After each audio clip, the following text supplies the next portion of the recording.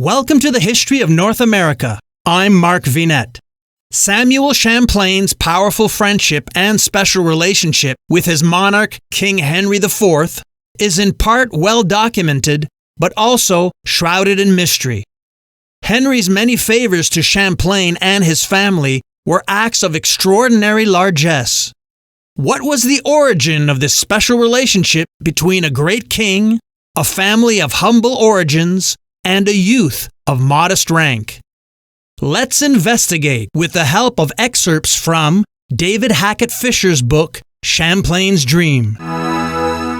Henri IV and Samuel Champlain. Monarch, mentor, sponsor, patron, friend. In the rank-bound world of 16th century France, young Samuel Champlain had a very powerful friend. From an early date, he and his family formed a personal connection with the man who would become Henri IV, King of France, from 1589 to 1610. How that relationship began, we do not know. Perhaps Champlain's family had long been loyal supporters of Henri IV in a divided France. From an early date, by the summer of 1601, the king paid young Samuel Champlain an annual pension. Henri IV was known to be generous to his friends, but what was the origin of this special relationship between a great king, a family of humble origins, and a youth of modest rank? For many years, rumors circulated among historians that Samuel Champlain was the illegitimate son of a very high-born person in France. A report that Champlain was the son of the king himself reached the ears of Algonquin Indians in the St. Lawrence Valley. One of them was alleged to have said that he heard Champlain himself say it was so. None of these rumors has any probative value. But could it have happened? Could Champlain have been the illegitimate son of Henri IV? The answer is yes. It could have happened. If so, it would explain many puzzles in Champlain's life and work.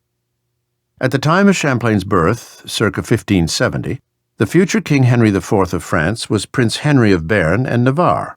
The prince was in his late teens. An engraving at that time shows him to have been remarkably mature for his age, and we know that he was sexually active, to say the least. He married his first wife in 1572. In the course of his life, he is known to have had at least 56 mistresses of record and casual liaisons beyond counting. He is also known to have fathered at least 11 illegitimate children by 5 or more women. During the years from 1568 to 1572, the young prince was often in La Rochelle, where his mother was living at the time, about 25 miles from Brouage. He traveled widely in Saintonge, and was in the right place at the right time to have fathered Samuel by a woman of that region. The infant could have been adopted by a respectable bourgeois family, a common practice for illegitimate children of high-born parents in Champlain's time. The hypothesis that Champlain was the illegitimate son of Henri IV could explain why no records of his birth or baptism have ever been found. It could account for the anomaly of Champlain's social rank. Most scholars now agree that at an early age, young Samuel was called the Sieur de Champlain, even though he was not of a noble or wealthy family and had no major achievements to his credit. It could help us to understand how and why Champlain had easy access to the person of the king, and an illegitimate birth might explain Champlain's extreme reticence on the subject of who he was.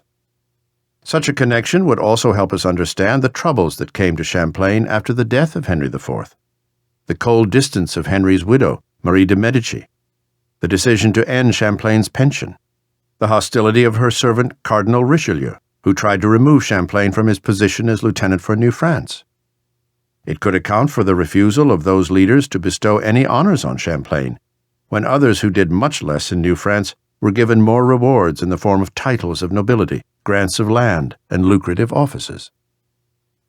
Some of these puzzling anomalies in Champlain's career could be explained in other ways without assuming that he was the illegitimate son of Henri IV. His developing relationship with the king might be understood as a sequence of contingencies. This alternative hypothesis might begin with the fact that Champlain's family appeared to have been loyal supporters of Prince Henry during the most difficult and dangerous years of his life. The center-west of France was his strongest base. Protestant in their religion, but not dogmatic or doctrinaire, families such as the Champlains in Brouage and others like them helped Prince Henry and his mother in the hour of their greatest need, When the prince gained the throne, he was generous to these families, as was his nature. Then the young Saintongeois began to bring himself to the attention of the king. Suffice to say that Champlain was devoted to the king, loyal to his cause, and quick to seize opportunities to serve him. At the same time, the king himself appears to have taken a liking to this engaging young man and enjoyed having him about. This sequence of events, combined with the chemistry of a great king and the achievements of a personable young man, could explain the connection that developed between them. Whatever the root of Champlain's special relationship to the king may have been, the fact of its existence is firmly established in the record of his life. Henry's patronage was fundamental to the prosperity of the Champlain family, and it was instrumental in the success of Samuel Champlain. The king's intervention directly shaped the pivotal events in Champlain's early career, and we shall see that this happened many times. Henri IV was not only a patron of Samuel Champlain, but also a model and even a mentor. For this young man and many others, the king's example of leadership was an inspiration, and Henry's values became a creed that Champlain served all his life. To comprehend Champlain, we must understand the character of the king he served so faithfully. In Saintonge, Samuel Champlain may also have converted to Catholicism at this time. Champlain, like Henri IV, believed that the observance of religion was vital to the stability of society and the state in the 16th century. When Henry came to the throne, he carefully performed the public rituals of Christian kingship, visiting the sick, washing the feet of paupers on Maundy Thursday, pardoning criminals on Good Friday, and touching hundreds of sufferers in the healing ceremonies on Easter Sunday. As king, Henri IV also developed a distinctive style of governance. He wrote, "To be great, a king should not ignore the smallest thing." Champlain led others by the same rule. By temperament, Henry of Béarn and Champlain of Saintonge were in some ways very different from one another. Henri IV lived for pleasure. He delighted in good food, great wine, and boon companions. Most of all, he loved the company of beautiful women.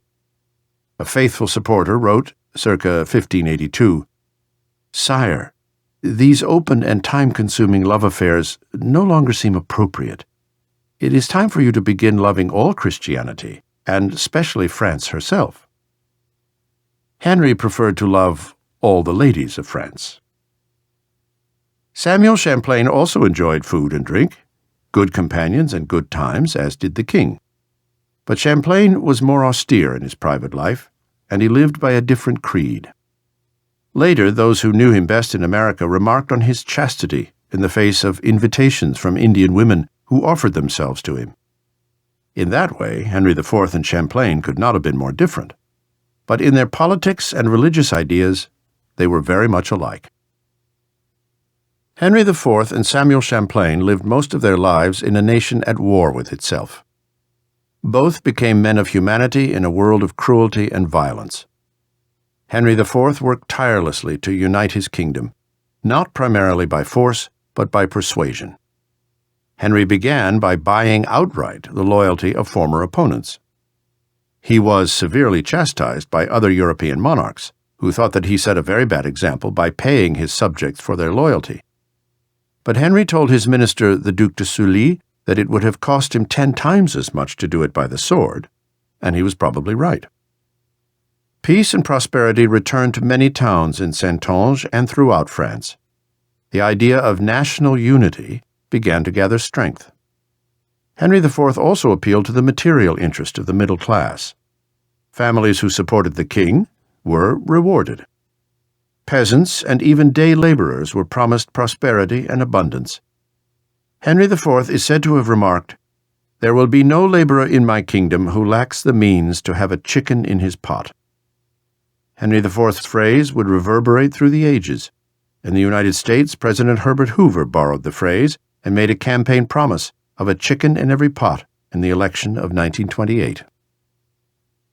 Henry also became a great builder and vastly improved the city of Paris. Many of the most beloved parts of the city today were his work. The embankments and the quays along the River Seine, the graceful Pont Neuf, the gardens of the Tuileries and their linkage to the Louvre, the Champs-Élysées, the Place Royale, and the Rue Dauphine. The beautiful palace and grounds of Fontainebleau were developed by him. There he loved to meet and talk with friends, walking with them in the vast wooded park that surrounded the palace, deep in intimate conversation. The king formed the habit of holding his favorite companions by the hand. Other kings created distance as an instrument of power. Henri IV cultivated intimacy. Henry worked to unite the regions of France in a network of roads and canals. He also maintained a strong army in France, but kept it on a short leash. He told several captains who allowed their troops to pillage the peasantry, "Who will pay your pensions, gentlemen? By God, to attack my people is to attack me." His foreign policy won broad support in France. He sought many years of confrontation between France and Spain, with treaties that were ratified by other European states. Henri IV envisioned a European Union that could bring an end to violence on that war-ravaged continent.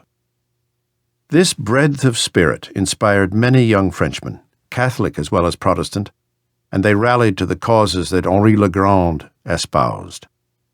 After a century of violence and cruelty, Henri IV offered an ideal of peace, generosity, and humanity. Champlain was one of many young men of his generation who looked to the king as their model. And for reasons that nobody has been able to explain from the historical record, young Champlain was privileged to know this great king in another way, as a mentor, sponsor, patron, and friend. Whatever its cause, its consequences were a fundamental fact of his life. I'm Mark Vinette, and I hope you're enjoying the ride.